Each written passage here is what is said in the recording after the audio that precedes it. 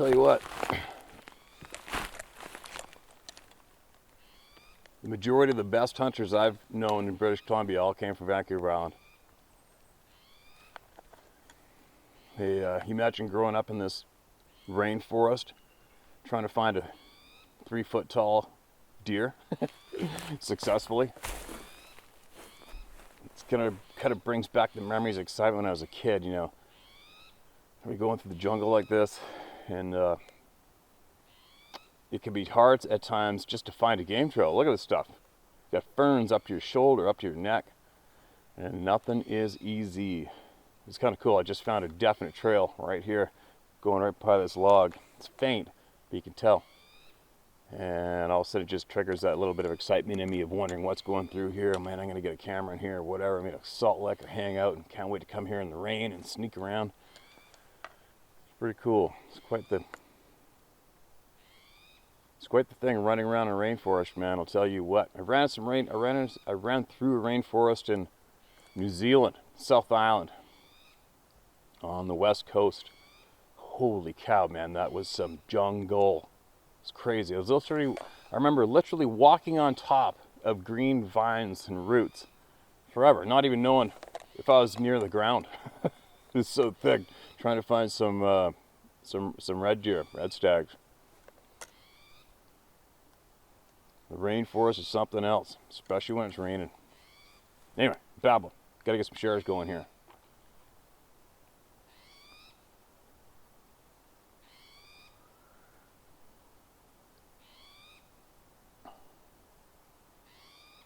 Now, what do we got? Oh, there's a bunch of huckleberries right there. I haven't had those for a long time. Dear Steve Isdall, I'm the guy in PG who saw the 14-foot no head with the 2 orbs of light floating in front of its chest. About 25 years ago, I was hunting moose/elk 12 to 15 miles downriver from Taylor, BC. I was at the top of this hog's back, about to enter a thicket of thick willow jungle, which would open up to a poplar tree forest that sometimes would be hiding a moose. The bush noise, birds, crickets, bees, everything went silent, no sound. My hair was wire. I thought, maybe a grizzly. Grizzlies do not affect bugs and birds. I held my 300 Win close, and with one in the pipe as I threaded my way through this thicket, I had this high-level fear. I felt as if I might be killed any second. I made about 100 feet when the sound returned and the fear subsided. My hunting buddies lost a hind quarter of a very large bull moose near this spot the previous year. The quarter was 250 pounds and was removed from a corduroy bed of 3 to 4 inch older trees oriented parallel to assist cooling. There was no drag marks. The green trees were not moved or disturbed even a little. This second account is very bizarre to me. I was with a good friend who was successful in a legal large bull harvest way back on the Johnson Creek Road that runs west past the end of Moberly Lake. My friend had dropped this big ball dragger in a small bog. His legs and heavy body were sunk deep in the mud, and with my 3,500-pound winch on my quad was not enough to free it until we used a block and tackle to double our pull force. While my friend was re-rigging the lines, I could hear soft padded footballs moving in close and panting. I suspected wolves. Then the sounds I heard was voices, many voices. I hear a native dialect, words that I cannot understand. I could hear distant chanting/singing. I asked my friend if he could hear what I described. He heard nothing. I could swear I heard 80 to 90 voices. It sounded like a campground gathering, a celebration. There were no lakes or campgrounds in the immediate area. A GPS overshot confirmed this. There were no roads other than the gas line road we had accessed the area from, and these voices came from the opposite direction of that access road. I had a large 7-inch BK Bowie knife in my hand. I was christening it on this large moose that my friend shot on his birthday in August 2014. I ventured closer to see what I could see or hear, but that powerful fear and wire hair prevented me from entering the thick bush. I had my bloodied large knife in hand. I did not feel confident. I moved closer to my friend, resumed focus on the task at hand. The strange voices and words were audible to me, but not my friend, for about 20 minutes. I admit this all put me ill at ease. I do not know why I could hear all that, and my friend heard nothing. Sincerely, Phil Hukin, Prince George, BC, Canada. Give me a call if you're in the area. Phil,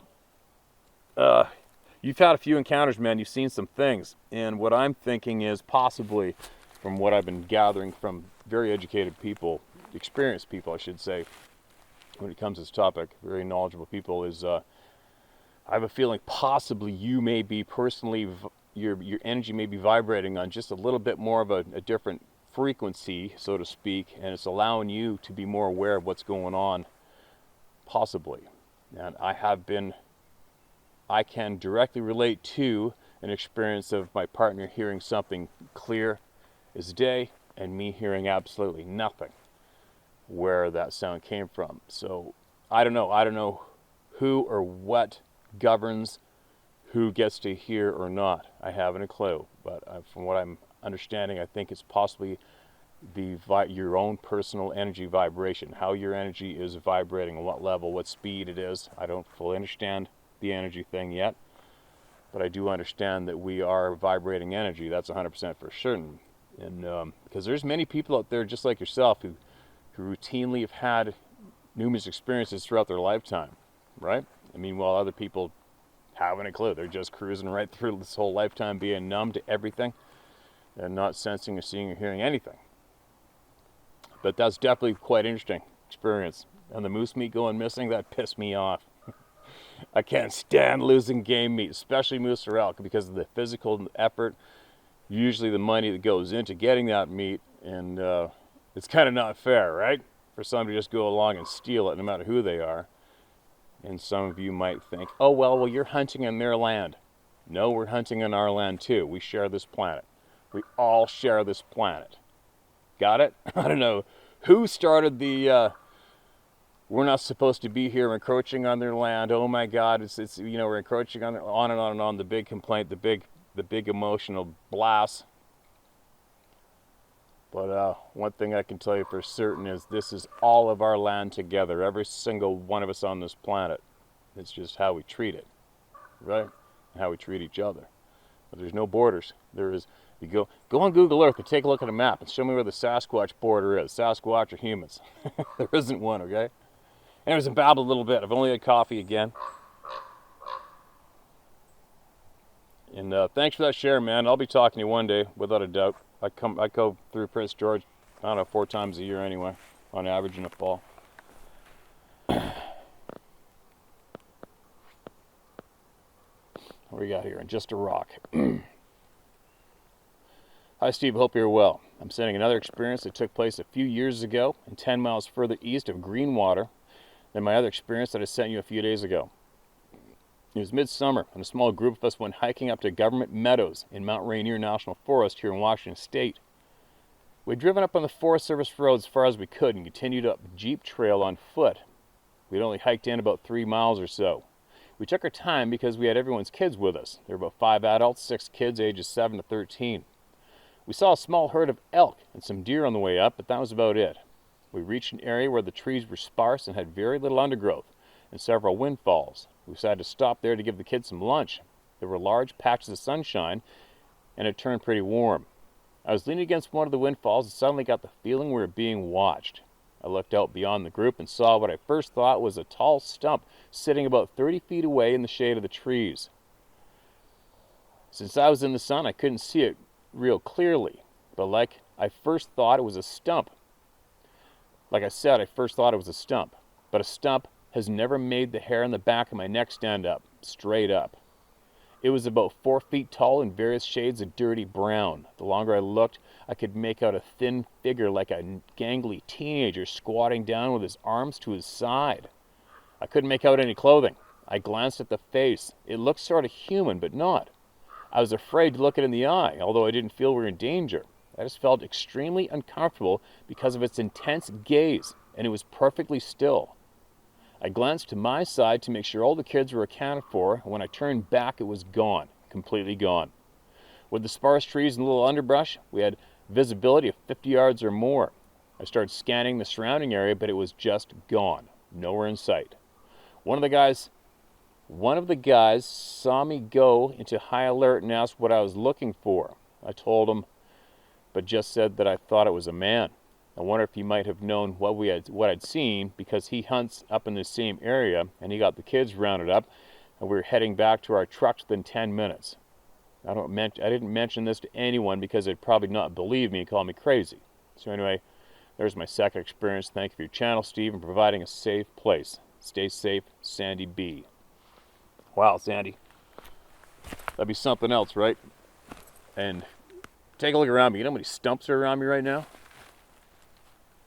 There's so many big stumps around me, and I'm not really staring at every single stump or dart thing to see what it is, but what a bizarre thing to see. I just couldn't imagine what that would be like, to be in broad daylight and look at something that kind of looks like a stump, and it catches your eye, and you're looking and you're looking and you're looking, and all of a sudden you make out a freaking human-like being squatting there staring at you. I got goosebumps in my arms just picturing that right now, especially where I am. A crazy experience. I don't know if I've read your first encounter yet or not. If I haven't, I'm sure I'll get to it. I'm very interested in reading it, and make sure you keep sending them, all right? Again and again and again, if you got something you feel can help the people or helps yourself, send it here, okay? And we'll get it shared for you and hope that it helps somebody. We just want everything to help, right? Bigfoot encounter July 3rd, 2021. Hi, Steve. Followed your channel for over a year now. I enjoy and appreciate the work that you're doing. I was reluctant to share my experience for two reasons. First, the location, as I never expected to have an encounter anywhere near where I live. Secondly, it was an audible encounter only, but what an encounter it was. I'm 64 years old, a father and a grandfather. This event happened 10 or 12 years ago. I don't remember the exact date. I thought I would just put it out of my mind, but I guess we all know that ain't going to happen. I'm a hunter and a fisherman, and I've been in the woods a lot. I've been all over this wildlife area for the past 40 years, and I've never had anything unusual happen. This happened in the East Fork Wildlife Area, about 30 miles east of Cincinnati, near where the East Fork of the Little Miami River runs into the East Fork Lake. It was a pleasant sunny day with low humidity, so I thought I would go out and catch a couple of bass. It was probably around noon or 1 in the afternoon. I parked the car and the water was a few hundred yards away. I was not looking or thinking about Bigfoot. I walked toward where I wanted to go, and there was a small hill to get down to get there. At the bottom of the hill there was a huge field. There was nobody else around. It was just me and my fishing rod, and I was not armed. I got to the bottom of the hill and the water was still probably over 100 yards away. At the end of the field, adjacent to the water, is woods. I was a pretty good distance away from the tree line, and the area was open and flat. All at once, there was this extremely loud, very deep roar that came from in front of me. It was nothing like what I've ever heard before. I was absolutely paralyzed. I could not move, even though I wanted to run to be anywhere else but where I was at the moment. The sound went through my entire body, not only my chest. I felt it in my thighs, my calves, my arms, and my head. It was a bizarre, penetrating vibration that I hope I don't ever experience again. I was absolutely helpless and could not move. I felt like I was in a bubble or enveloped in something. I could not hear anything but the deafening roar. I thought for a moment that might be the end of the world. It came on so fast and so loud. This portion of the roar seemed to last 45 seconds to a minute, as best as I could tell. After the loudest part of the roar was over, the thing exhaled, and it continued to exhale for what seemed like another 30 to 45 seconds. Imagine what it sounded like when Darth Vader exhaled in the Star Wars movie, but very loud, long, and deep. I suppose I could also describe the sound as letting air out of a big air compressor at a lower pitch.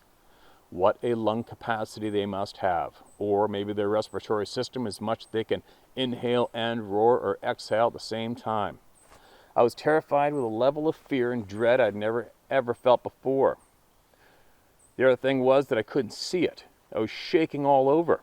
I kept thinking that I just wanted to go home. After it was finished exhaling, I realized I was able to move again, although I was still shaking and my body was tingling from the vibration of that roar. Ugh. I remained standing where I was continuing to shake and started an overlapping search to see if I could spot it. The thing had to be very close. I looked carefully and saw absolutely nothing. I never smelled anything. There was no place for it to hide.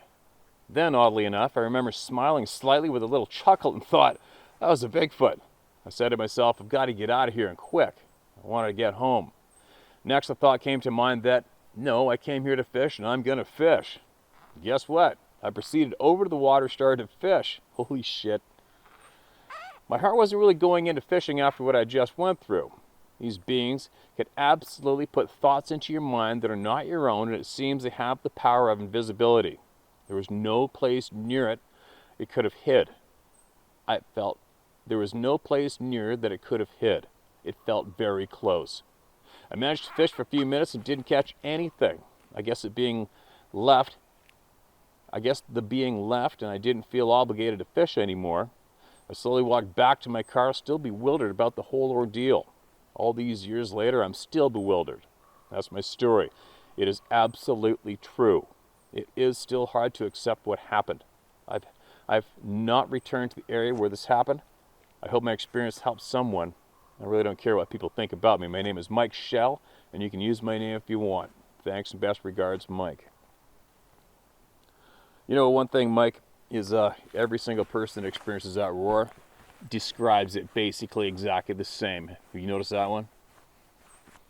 But I'm not sure. I don't think we've had anybody has reported in hearing the roar and that exhale and seeing it. I don't think anybody's reported seeing a being rip that description of a roar out, or have seen a being, typical Sasquatch description, let out that exhale, physically seeing it happen. If someone has, maybe point it out in the comment section below or email it into me so I can review it or read it, because I'm curious to know, because I am not 100% sold that it is the Sasquatch beings that are making that sound. I'm not, for me personally, I'm not 100% on board yet that they are what's responsible for that description of a roar and exhale. It sounds a little bit much for just an 8 to 10 foot tall being with lungs that are possibly, what, 3 times bigger than us? Possibly? Anyway, it's a mystery, right? And it's not something fun to experience. Nobody said it was the best thing that ever happened, hearing one of those roars, that's for sure. Thanks again for sending that in, man. Appreciate it. It's a good descriptive. Hello, Steve. Thank you for all your dedication in getting the truth out and getting people heard. My name is Dan. I'm 35 and I live in southern Maine/New Hampshire border. I'd like to address something said before. Why no clear pictures or high definition videos? Well, the answer for everyone out there is that lots of pictures and videos show these things up close and every detail, and all you have to do is look for them on the web. I've had a couple of strange experiences. I'd like to share something that happened to me only a week ago. My girlfriend and I went swimming at this little gem of a spot we found right off a hiking trail that's a nice 3-mile loop along the Salmon Falls River that is the border between Maine and New Hampshire. We had been swimming for a couple of hours. My girlfriend, myself, and our 13-year-old field springer named Tramp, who was a puppy of an old dog. When we were leaving, it's about a quarter-mile back to the parking lot. Someone had actually put up a warning sign saying this is Bigfoot territory and to stay on the trail. We're only a few hundred yards into the walk back, and I felt something watching me. To my right, between the trail and the river, was a 6-foot-tall tan Sasquatch standing half behind a tree, half frozen in place, just watching us. I stood there just looking it in the eyes. I stared this being up and down, seeing every detail. It was a peaceful encounter. Steve, it was frozen in place like a squirrel does to a dog so the dog won't see him. It was dark-tanned, bearded man with tan hair, 6 inches or longer, covering his entire body except the cheeks around the eyes and forehead. The impression I got from it was, I live here, I'm just checking you out, hello. It looked the same exactly as the white one I include in the pictures, only it was a brown one. Steve, I don't know about the sense of fear people get. There was no smell, and it was only 30 feet from me downhill and 10 feet from the river. My girlfriend goes to that trail daily to walk the dog, and after seeing this guy, I have no problem with it. Included is a picture of the white one. It looked exactly the same, only tan. The other pictures are screen grabs. Thank you for giving everyone a voice, and I hope everyone can see one as close and peacefully as I did. Thank you, Dan T. Wow. Dan, I don't have the picture included on my phone. I explained earlier in another video how hard it was for me previously to save photos while I'm cracking open the emails. My phone just didn't have the power to do it. It's very frustrating. But we all know which white one that is, and that was mentioned in another email previously. It's the white one with the flashlight on it that got caught in the in front of a video camera in Pennsylvania in the woods. That's quite the description. And that's one hell of a skill to have for a human-like being, man-like being. You know, every animal knows how to do it. Every animal can stand there absolutely frozen, dead still while their gaze is locked on you. I'd love to have that kind of muscle control myself, but it's interesting to see. It'd be interesting to see that. I mean, that thing that I saw above me, it was frozen still for sure until I spoke. When I spoke, that's when it moved.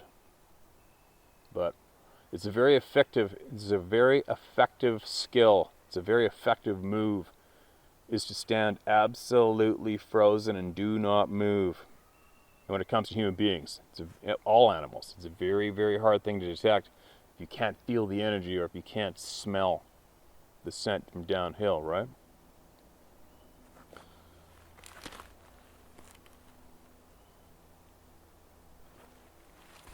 Anyway, let's see what I got. One more and then I gotta get going.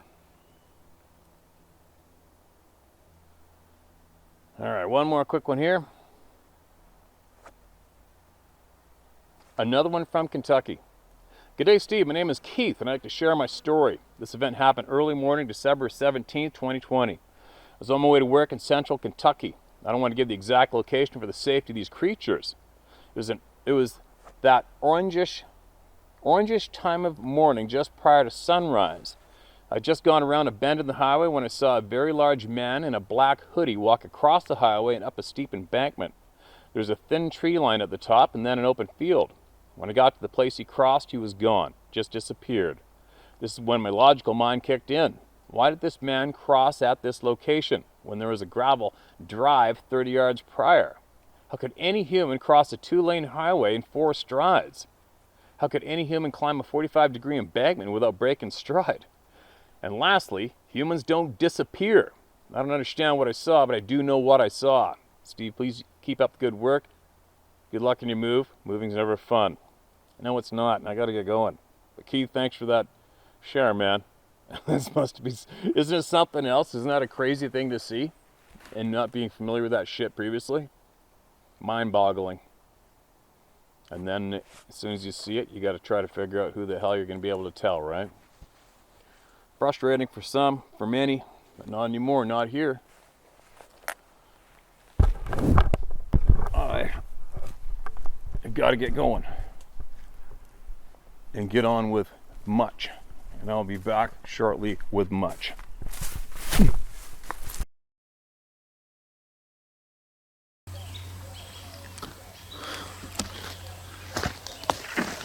What are you doing, little boy? Huh?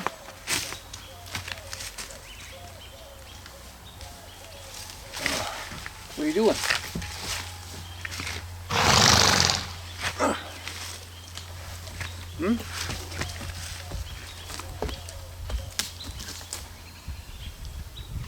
Extremely happy in the new digs. Oh my gosh, that was a haul yesterday. And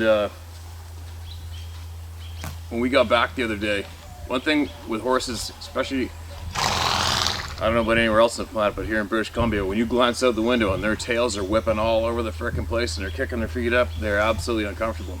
And when you see their tails hanging straight down, it makes me calm because I know they're absolutely calm and comfortable. When we got back yesterday, the mosquitoes were probably the worst I've ever seen in my life. They were bouncing off of each other, rubbing their heads, rubbing their necks, and running around in circles and kicking and going absolutely crazy. I had to put on rain gear right away to save my ass while I was emergency putting bug dope on them.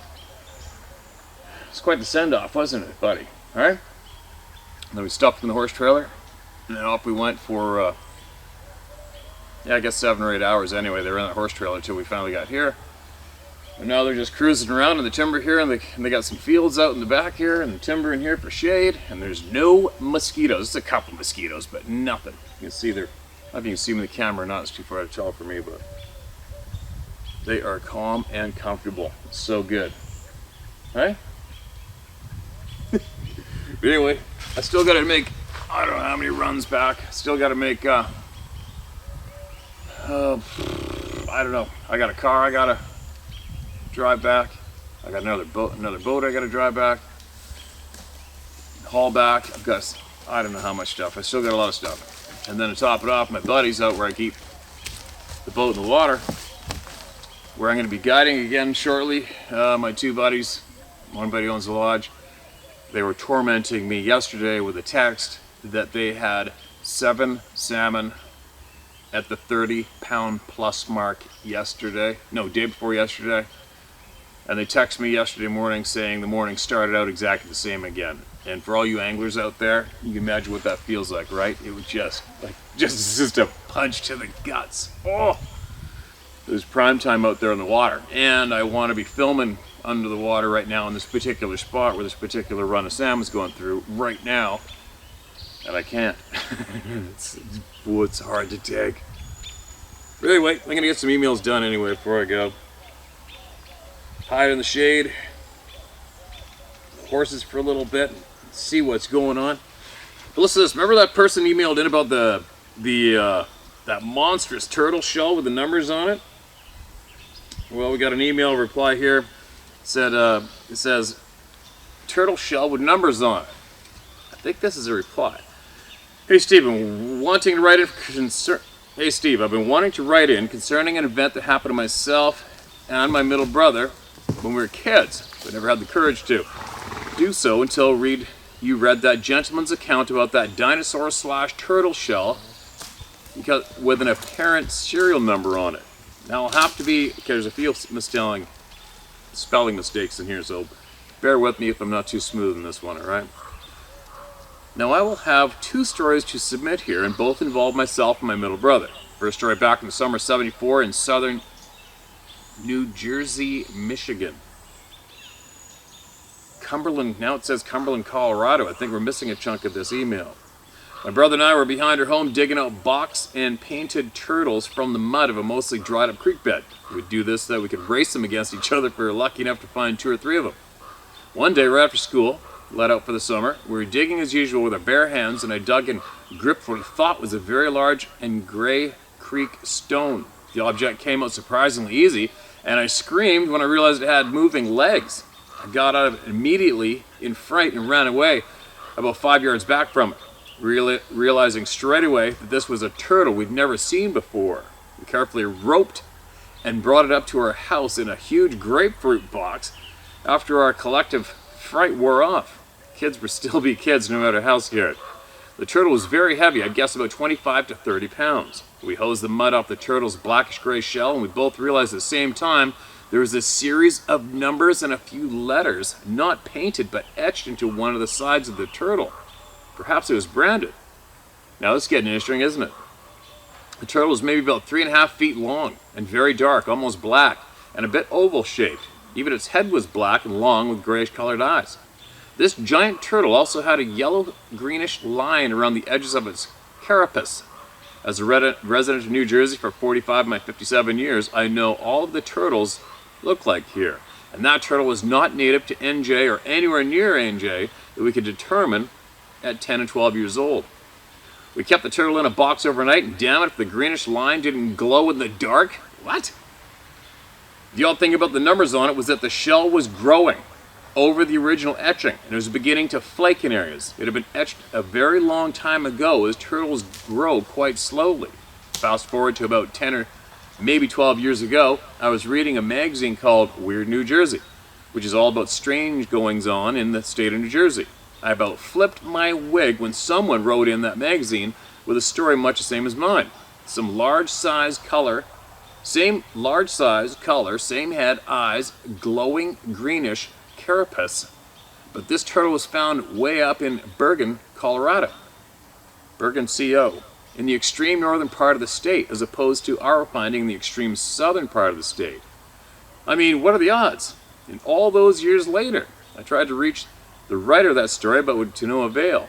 It all seems very strange to me. I've never been able to find any colleges or nature studies or wetlands institutes that know anything about it. Both of our turtles disappeared after only one night in captivity. And in our case, the turtle could not have escaped because we had 4 paver bricks holding down a screen over the box it was in. Plus, even if it did get out, where the hell did it go? We never did find the thing despite searching for weeks. The bricks and the screen were still in place, and the box it was in our basement. Holy shit. This is a crazy story, man. We should have written down the numbers and letters, but we never did because we were going to take it to a wetlands consortium later in the week to see if we could find someone to make sense of it. What exactly happened to the northern NJ turtle, we'll never know. I did my best to sketch the turtle as best I could. Remember from childhood, it was so that we might identify it. We still have no idea what kind of turtle it was. More interestingly, why all of this etching into a great big unknown turtle species. Remember, this was in 1974. There had to be more than just 2. Why did these turtles escape? Or were they simply let go? These turtles were by no means gigantic, as in a Galapagos turtle or anything of those proportions, but awfully big by Eastern U.S. standards. The whole thing is just plain weird. Makes me wonder if perhaps more of the turtles were found over the years, but the big question is, why? I was going to write another story, a very, very frightening one, but I've already rambled on too much as it is. Just wondering if anyone else out there has discovered any more of these mystery turtles. You can use my name. I'll write the other story when I have time, too. Soon. Keep smashing forward, Steve. Lori Myers. Mierzejewski. Mierzejewski. Lori Myers, Mierzejewski, Gavin. Oh my god, I hope I probably butchered that one name in there. I'm sorry, I apologize. That's a crazy story. Who'd have thought we would have an actual, we'd be going down a turtle rabbit hole on this channel, right? But it's an interesting one. And if any of you guys, anybody out there has some information they can relate to this, or they've seen the same thing or heard the same thing, I'm interested in hearing more about that, aren't you? Who would want to know about a turtle with numbers etched in, possibly glowing parts on it, and it disappeared out of a basement? And furthermore, for all the people shaking your head saying the person's crazy, who the hell would make that up to that detail, seek out this YouTube channel, and then the email, and then actually take the time to sit down and write this shit out? I don't think so. So, yeah, I want to hear more about this. I'm sure a bunch of other people are probably curious as well. That's crazy. Turtles. Who would have thought? Okay, what's this? Hey Steve, truly enjoying watching your YouTube channel as you read all the viewers' emails about their sightings and encounters. With all your experience being outdoors in the wild and hunting all kinds of big game, me and my buddies truly believe you would be the ideal person to take one of these beasts down, or at least get some good video or pictures of them.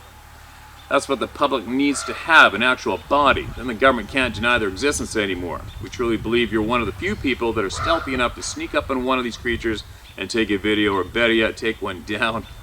Thanks for all you're doing, John in South Florida. Okay, John, thanks for that, man. I would have to possibly disagree. These aren't just these aren't just a beast, okay, man? If you listen to all the hundreds of emails here, there's a lot more to these things than them just being a... these are far, far more advanced, more intelligent beings than us. We even the public, the people's technology that we're allowed to have, from the pricks who control the upper levels of technology and knowledge, it just isn't good enough. Our technology, our cameras, our trail cameras, our cell phones, everything just isn't good enough to capture these on video. So to think that it would be that simple just to go out and stalk one and hunt one in the timber and kill it, it's not going to happen, man. Unless, yeah, it's just not. I don't have any interest in it. I have zero interest in needing the government for anything. I have zero respect for the current government, North American government right now, especially. I got nothing for them. There's nothing they have that I need. There's nothing they have that I want. I want them gone, to be honest. So on that note, that's what this channel's about. It's about all the people. And I don't know any other more of a better way to get the voices heard from all the people but doing this. If the people can't speak openly on social media, they get deleted, censored, Facebook especially, which I don't go on. Getting back to this original point I'm making before I babble. The proof is in. The cat's out of the bag. What I am trying to do is I'm trying to get everybody to understand that your neighbor isn't the enemy anymore. It never was. The people aren't enemies of each other anymore. We're putting an end to it here. What we're doing is we're giving everybody their voice back, which has been taken away from them for too long, which has enabled all these dirty bastards to get in control and take most of our money, right? So, I know I'm babbling a little bit, but that email that you sent me, there's a whole bunch of points I can make to help people understand why, no, I have no interest in going out and seeking these beings and killing them.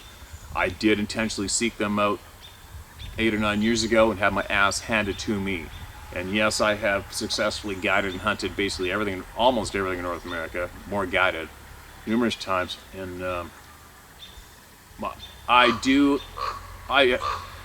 if I wanted to go have an encounter specifically with these beings, I could probably do it within 2 or 3 days, 100%. That's how I feel about it in my mind. Not a problem. Am I interested in doing that? No. Do I want to kill one of these beings? No. I don't.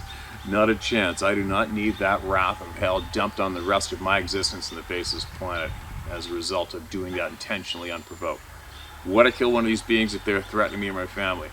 In a heartbeat. Pull in the head if I could. Wouldn't even hesitate. But that goes to say the same for anything else, including humans or a grizzly bear or a wolf or whatever. Somebody's harming your family, you kill it. The proof's in. The proof is in. The cat's out of the bag. We've got tens of thousands of first-hand witnesses from our community, our neighbors, our relatives, our friends, our family. That's all the proof we need. Maybe not for some, but for me, I've seen the damn thing, so I don't need any proof. But I don't know who it is. Someone made it acceptable to absolutely annihilate the word of your neighbor when it comes to the people. I don't know who did it. I love to kick them in the nuts as hard as I could. But that's what we're doing here. We're turning that around. Everybody's voice counts. Everybody's voice needs to be heard. And when we've heard this many voices, the cat's out of the bag. The thing's been proven. So what we're getting on to about now is why else are we being lied to? Why are we being lied to? Why are we being misled? Why? Right? The sooner we find out all those whys, then clear answers when it comes to this topic and much more will be in our face, and we'll be able to deal with it, and we'll be able to help each other live a more fulfilling life, right? How's that for a little coffee-induced babble? I just got called in for breakfast, but I'm gonna stick it out here for a couple more emails first. But I gotta get some food in me, and I gotta travel another 8 hours all the way back for another load. But anyway, thanks for writing that in. And just so you know, there's a lot more to this than mentioned in the email. Okay, man? The proof's in. They're real. We've listened to the people. The government doesn't count. I guess they do in a way, but they don't with me. So, titled "Read One Sasquatch, One Dog Man." Hi, Steve. My name is Mark. You can use my name. I've been listening to your channel for about the last 4 months. Kind of found it by accident, and I'm damn glad I did now. I was searching and have been searching for acknowledgement and the truth about what I saw. Hearing all the stories from your viewers from around the world, as well your words of wisdom and advice on how you react to them, is very helpful. The big puzzle is very intriguing to me and helps to answer many questions I myself had. Since having my experiences, I have 2 of my own. One Sabe and one Dogman encounter. Part 1, Sabe encounter. For all you who are new to the channel, Sabe is the Ojibwe word for the Sasquatch people, the beings. And we decided to use that instead of the typical classic cheesy Bigfoot label. That's up to you. Call it whatever you want. It's just me. That's my preference. I don't want anybody to do what I do or say what I say. I just give up options and different angles to see things from. So I prefer to use the indigenous people's names for these beings myself. I feel it just brings more credibility to the topic myself. My first experience when I was 9 or 10 years old. My parents planned an RV vacation from my home at the time in Albuquerque, New Mexico, to my uncle's house who lives in Anchorage, Alaska. All 5 of us kids went with them, and unfortunately we left the dog at home for a friend to take care of. I am the middle of 5, with 2 older brothers and a younger brother and sister. The trip was cramped, going from state to state while staying in parking lots at Walmarts, truck stops, and KOA campgrounds. No doubt. The trip was pretty uneventful until we ended up in the Pacific Northwest. I've never seen such dense forests and such big trees in my life. New Mexico has forests, but nothing like this. Anyhow, my dad parked the RV at a KOA campground. For the next 2 days, we're going to stay there and then take a ferry ride across to Puget Sound so we get on a cruise ship, then carry on to Anchorage. That would have meant you would have traveled right past the view of my bedroom window once you got up alongside Vancouver Island at the time. Well, at the KOA, my mom and dad set the RV up and hooked up the utilities. I must mention that being that far north during the summer, you get an extra daylight and the sun doesn't really go completely down. So that completely threw off my sleep schedule. Me and my brothers went out to scout the area and to play in the campground. My mom made sure that we never venture too far away from the RV or we'd be grounded for the rest of the trip. Well, me and my little brother, 7 or 8 years old at the time, ventured outside after dinner. Everybody's asleep but us. Oh no. That makes me cringe. So, being daylight still, we ventured out into the woods a little past the area of comfort set by my mom. Boys will do what boys gonna do, right? Yes, they do. While I was leading, I saw a clearing past the edge of a tree line about 50 yards away from the RV. When me and my little brother had gotten there, it was not a clearing at all. It was a straight down vertical drop to a creek about 40 feet below us. So we looked for our way down and saw a small ravine that would take us right to the creek. As I was about to walk towards the ravine, my little brother noticed the top of this tree shaking violently across the creek from where we were standing. Being 40 feet up on the high bank, I saw it too. About 30 yards from us, this tree would shake and stop, shake and stop.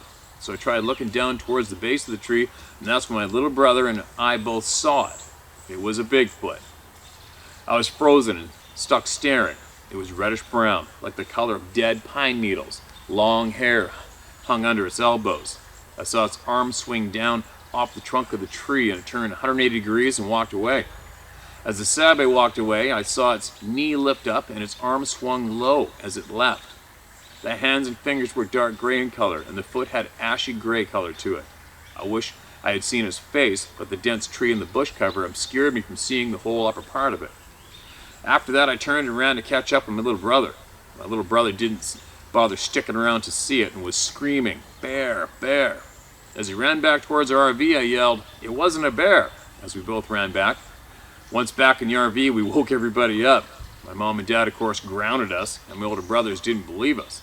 To this day, my parents still say I saw a bear, and I was never able to convince my little brother either, but I know exactly what I saw, and I'll never forget it either. Send your parents a few videos from this channel after this, would you? Part 2, Dogman Encounter. Many years later, life throws you many curveballs. I ended up moving to Fort Worth, Texas, and I became a truck driver. I currently drive for a large carrier known as FedEx Ground. Fort Worth. I've been to Fort Worth, been to the stockyards, stayed at the stockyards. Is that near Fort Worth, I think? We're all contract drivers, so the actual contractor name I will not disclose yet. LOL. This encounter happened in the spring of 2018. I had a team run from Fort Worth to Meridian, Mississippi. Being a team truck, one driver sleeps in the bunk of the back while the other guy drives. And once you drive, time runs out, or you get to trailer swap. And once you drive, time runs out, or you get to the trailer swap point, you both switch. Well, it was my turn to drive nights, and boy do I hate driving nights. It was rainy and foggy at times. We had a tropical storm moving across in Louisiana, Mississippi coastal areas, so the weather sucked ass the entire week. As I was driving, this area has rolling hills, very tall trees, and large grassy medians in the middle. And there's always lots of deer eating the grass shoots in groups of 5 to 10 per head. I've driven that same route, man. As driving through there, you always have to keep an eye out and slow down when you see them. Well, this night was different. The tropical storm was dumping buckets of rain, so I was driving slower than usual. Most people stay home and don't venture out in the tropical weather unless they absolutely have to. There were no deer out this night, which I found to be very strange, and the traffic was also very light. I was going up and down the long hills, and I thought I saw either a large tire, debris, or a couch on the side of the road atop the next hill. So I turned on my brights and switched lanes before going up the other side. When I topped the hill, that'll be a chainsaw. When I topped the hill, the road debris was gone. I was like, where did it go? I could have sworn I saw, and then I saw it. This thing was as big as a freaking horse. It was running at a 45-degree angle away from the highway, but it was clutching something. That's when I knew it definitely wasn't a horse. I slowed way down and was dumbstruck seeing this thing running with a deer clutched under its arm. It had a weird run to it, almost as if it were squat running on two legs and using its free arm to pull itself forward. At that point, it turned its head at me. It had a wolf's head and yellow glowing eyes. It had dark jet black hair, a tail, large shoulders like a lion has, long pointed ears like a cropped Great Dane or Doberman Pinscher, and those teeth. The teeth were like 2 rows of canines, upper and lower jaws. What the hell? I didn't know what the hell this animal was. The thing had to be 400 to 500 pounds. It was huge. I really wasn't paying attention to my driving anymore. Ended up hitting the rumble strips on the shoulder I went. That made me take my eyes off it for a split second and regain control of my big rig. Slowing down, I rolled down my window to get a better look. Even though it was raining heavily, I had to see this thing. As I passed, it stood up, facing away from me. This thing's head was the same height as I was, sitting in my big rig. It was at least 9 feet tall then. The stench was a mix between rotten meat and wet dog smell. I guess the rotten meat was from the deer carcass. It could have been a fresh kill too, so I'll never know for sure. I then had to keep my rig on the road and I kept going. In my taillights, I saw a glowing red eye shine, as well as a second set of eyes up on the trees beside it. I don't know if it was a young one coming down to feed or if it was a second dogman waiting for the kill. As I regained control of my rig, call me crazy, I looked for the next exit. I was going to turn around and go back to confirm what I'd just seen. There was an overpass coming up, but it didn't have an exit, so I continued on, shaking with my eyes peeled the rest of the way. I asked my co-driver if he had seen any wolves or bears while he drove. He said, hell no, not once. So I left what happened to myself. My encounter stays with me forever. I've only told close friends. They believe what I saw because I'm a brutally honest kind of guy with them. Sorry to hear the passing of Mr. Macaroni. I had a good big old baby Mr. Spotty pass on me as well last year. That's sad, man. Anyhow, keep up the good work and God bless, Mark. Holy shit, Mark. Tell you what, I'm going to say it, unfortunately. That's how I feel about it. Unfortunately, thousands of people have seen the same thing you just described to all of us. Thousands. How shitty is that? In a way. I mean, once you see, I haven't seen anything like that before in my life. What I have seen is, I've seen the classic upright being hair-covered, possibly hair-covered. Well, yeah. What I've seen is the classic upright beings right up here in the northwest. I don't know what that would do to me seeing that thing ripping along like that and that big in that description. That is a classic nasty-ass monster description. I don't know what I would do with friends and family and children if I'd seen one of those things any time in my lifetime. I don't know if I'd even live in the forest. Who knows? But I know one thing for sure, I would probably blow its head off if I saw it. I said it before, I'll say it again, I probably would. I don't know. I don't know what to say about that. Hopefully we get the answers, right? Hopefully we get the answers. I'm pretty confident we will get the answers, but what a shit-eating thing to see. What a shit-eating thing to have to describe to somebody that you saw while you're driving and you didn't ask for it, right? How do you share that with somebody that how do you share that with somebody who does not have a clue about these topics and what's going on for real on the planet? Crazy. But anyway, I gotta get going. I gotta cut this short. I got breakfast ready, and this chainsaw behind my head up in the neighbor's back 40 crossway is gonna drive me insane. So I will. I'll be back again soon, and I'm gonna start sharing, and I'm gonna start taking you guys some crazy places. Just the other night, when we got back late last night, we drove all the way down to the river bed here to get some buckets of water for the horses. Buckets over here. And there was this weird shrieking in the dark. I could hear it through the window over the diesel motor. It's like, shh, but more of a whistle to it. And I finally spotted I thought it was in the bushes beside the truck. And then another one here, and another one there, another one there. And it's something I'd never heard before. And I got my cell phone out, turned on the flashlight, and I looked, and right there was 3 owls about that big. And they looked to be more grayish than anything, and they were just kept on shrieking non-stop. And hopefully when I'm back again, I'm going to go in there again at nighttime and see if they're doing it. I'm going to bring this microphone, I'm just going to leave it there in the woods and record those calls clearly, because they sounded absolutely crazy bizarre. They're really cool. But I got a lot I'm going to show, a lot I'm going to share, a lot of traveling I'm going to do. I got to get back in the water, I got to get back in the mountains, I got all sorts of shit I have to do, which means I start filming and sharing these a lot more as well. And getting more answers in, and more knowledgeable people. Anyway, I got to go. Babbling. Be safe out there, keep emailing them in, and I'll find them and I'll share them.